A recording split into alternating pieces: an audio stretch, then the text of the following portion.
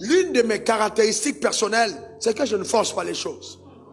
Tu peux être la personne la plus importante du monde, mais tu n'es pas indispensable à ma vie. Alors je ne vais pas m'embarrasser à courir pour être en relation avec toi. Parce que tu es peut-être la personne la plus importante, mais tu ne joues pas le rôle qu'il faut dans ma destinée. Alors je laisse le soin à Dieu de faire entrer les gens qu'il faut. Et quand Dieu me dit c'est telle personne qu'il faut, alors je chéris les relations d'alliance. C'est très important. Pas tout le monde, parce que ça te vole le temps. Il faut aller à tous les funérailles, il faut aller à tous les anniversaires, il faut aller à tout ça, finalement ça te rend improductif. Mais quand c'est des relations de qualité, c'est des relations filtrées. Donc il faut des connaître filtrés. Et le filtre divin ne laisse pas passer les gros grains. C'est les grains tamisés, de fines. Ah, donne-moi le meilleur des amens. Dis encore amen. Et frère, je vais vous dire une chose. Ça c'est très fort, hein. Ça je vous parle vraiment très fortement. Par expérience et par connaissance révélée.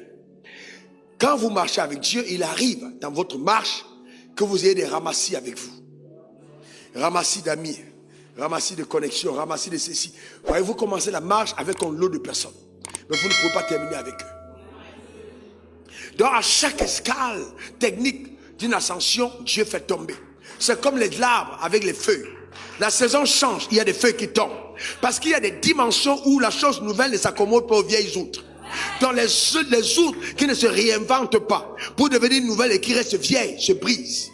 Dieu va donner de nouvelles outres pour la nouvelle saison. Donc ne perds pas ton temps à pleurer sur les vieilles outres, parce que c'est elle qui empêchait ta percée.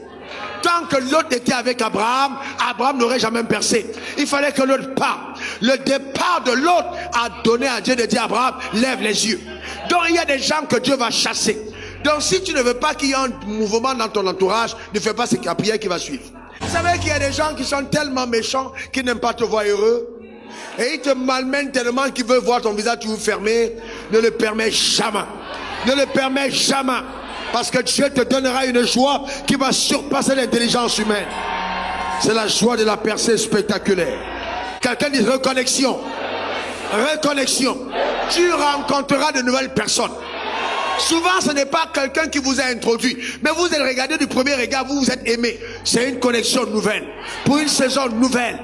Tant qu'Abraham n'avait pas rencontré les 3 hommes, il n'aurait jamais eu d'enfant, même si Dieu lui avait parlé. Vous savez, il y a des choses que Dieu te dit, mais qui ne s'accomplissent que quand tu rencontres l'homme qu'il faut. J'entends les gens dire oui, Dieu m'a parlé, et je ris parce que c'est l'enfantillage spirituel. Tu ne peux jamais entrer dans ce que Dieu t'a dit tant que tu n'auras pas rencontré sous le soleil la personne de ce miracle.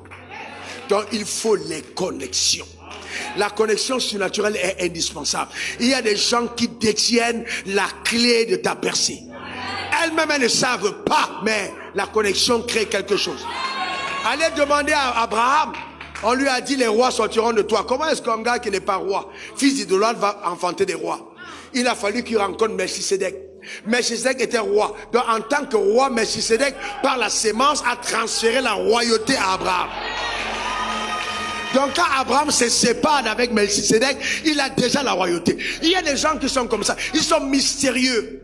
Tu ne connais peut-être pas d'où ils viennent, mais c'est des mystérieuses personnes qu'il te faut rencontrer.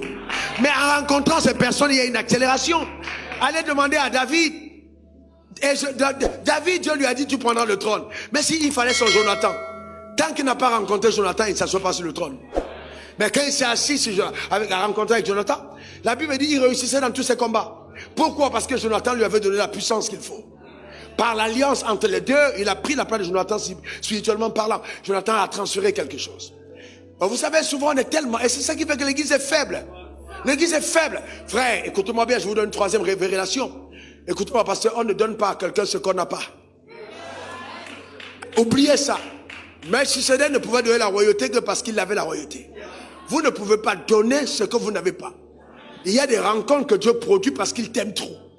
Et il sait que cette personne a quelque chose que tu dois prendre. Donc si tu n'arrives pas à bien interpréter, et quand ces rencontres se produisent, il y a agitation. Les gens tournent autour. Les gens vont tout faire pour te déconnecter, pour te chasser de là. Mais tiens fait. Parce qu'il faut chasser les oiseaux de proie et protéger l'alliance. Par la connexion. Quand une percée arrive dans ta vie, il y a une agitation spectaculaire. Les ténèbres sont énervées. Il y a une des attaques contre ta vie. Et là, tu dois comprendre que le diable, il agit parce qu'il sait qu'il y a quelque chose qui t'est réservé. Je vous explique avant qu'on ne continue de prier. Est-ce que vous savez que Satan n'est pas omniscient? Vous le savez? Satan ne sait pas tout. Mais Satan était à l'école de Dieu. Il est diplômé des universités du ciel. Donc il connaît comment Dieu agit. Donc quand il voit le mouvement des anges qui montent et descendent en ta direction, il comprend qu'il y a quelque chose que le ciel est en train de faire vers toi. Alors, il laisse les gens moins productifs de côté. Il dit aux démons, laissez-les. Allons-y, focalisons-nous vers lui. Parce qu'il sait qu'il y a quelque chose que le ciel veut faire par toi. Et c'est comme ça que tu as attaqué et bombardé. Donc chaque fois que les attaques s'intensifient, c'est qu'il y a une percée qui n'est pas loin. Et souvent le croyant pense, oh Dieu m'a lâché. Non, non, non. Les attaques s'intensifient à cause d'une percée spectaculaire qui n'est pas loin. Ouais. Un jour, quelqu'un m'a dit, et d'ailleurs on m'a souvent dit, mais pourquoi tu es toujours attaqué? Frères et sœurs, vous regardez de l'autre côté, mais pourquoi je suis toujours béni? Mais c'est normal. À chaque attaque, c'est normal. Il y a toujours des bénédictions spectaculaires. Incroyable. Et plus la bénédiction est intense, plus l'attaque est intense. Faut jamais abandonner au moment d'adversité. N'oubliez jamais, pour être spirituel, que l'adversité est l'un des signes précurseurs d'une grande percée. Dieu dit, il ne permettra pas que tu sois tenté au-delà de tes forces. Donc ça veut dire que quand l'épreuve arrive, quand la tentation arrive, il y a le ciel qui le permet. Ne l'oublie jamais. Et Dieu ne permettra jamais quelque chose qui soit en ta défaveur. Il est écrit, toutes choses concourent pour le bien de ceux qui aiment Dieu et qui sont appelés selon ses desseins. Même si tu ne comprends pas, crois-le. J'ai des témoignages de mes fils qui étaient dans des combats. Et la manière dont Dieu les a sortis du combat, c'est juste incroyable. Ils avaient besoin d'une percée de plusieurs dizaines de millions. Et sans comprendre comment l'argent a atterri dans le compte. Dieu est un Dieu spectaculaire. Le Dieu qu'on sert, c'est un Dieu miraculeux. Frères et sœurs, je dis, tu sortiras vainqueur de tous tes combats. Personne. Je dis, tu vas témoigner de la fidélité de Dieu. Tu sers sous un hôtel où on ne soupe pas. On est une alliance de succès. Donne-moi ton meilleur amen. Dis encore amen. N'en déplaise aux religieux. Nous ne sommes pas en Christ. Nous rendons grâce à Dieu qui nous donne de toujours triompher en Christ. Tu peux échouer au village, mais pas en Christ. Dis encore meilleur amen. Dis encore amen. Mais on a aussi besoin de provision. La provision de sagesse, d'intelligence. Un homme a besoin de provision quotidiennement. C'est beau de voir le ciel s'ouvrir sur toi quotidiennement. La provision de Dieu, tu en as besoin quotidiennement. Et c'est important. Et donc, pour expérimenter tout ça, il faut donc activer sur le levier de la percée. Donc, vous devez percer.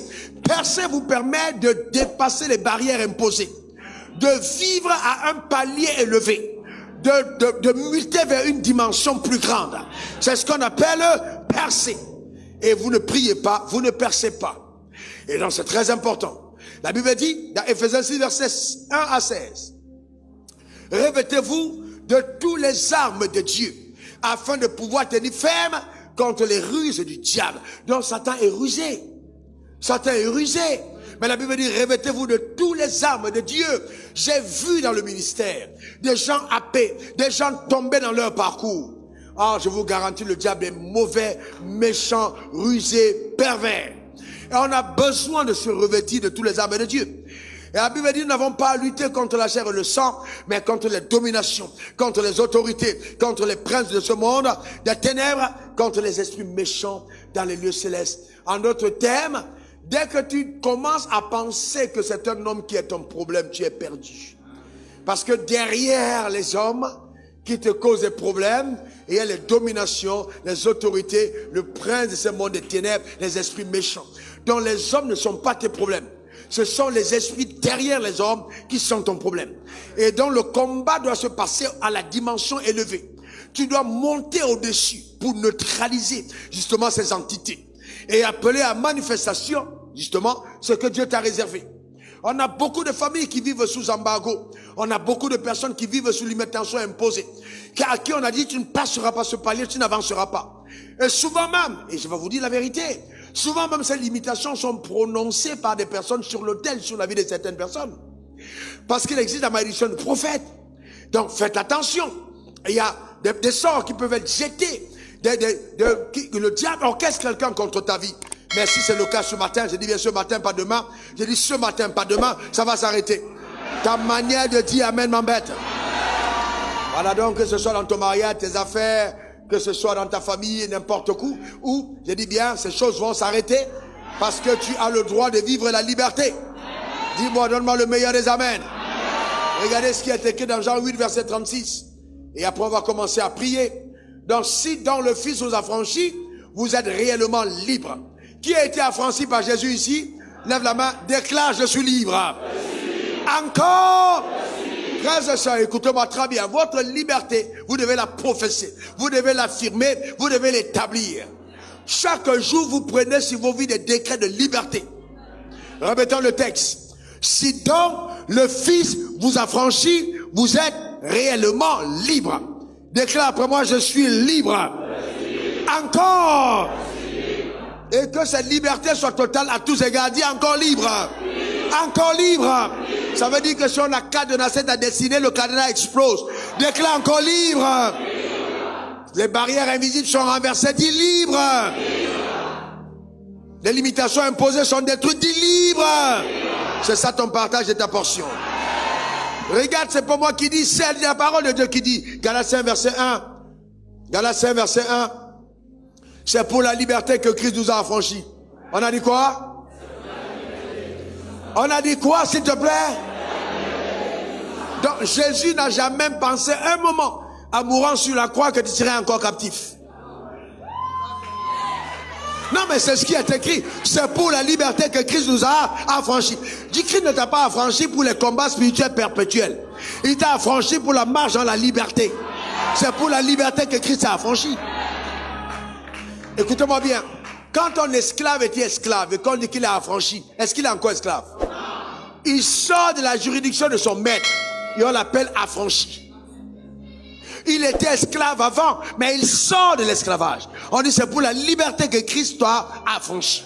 Donc une fois que tu viens à Christ, les chaînes de l'esclavage ont sauté. Tu n'es plus esclave. Tu es libre. Ta manière de dire amen m'embête.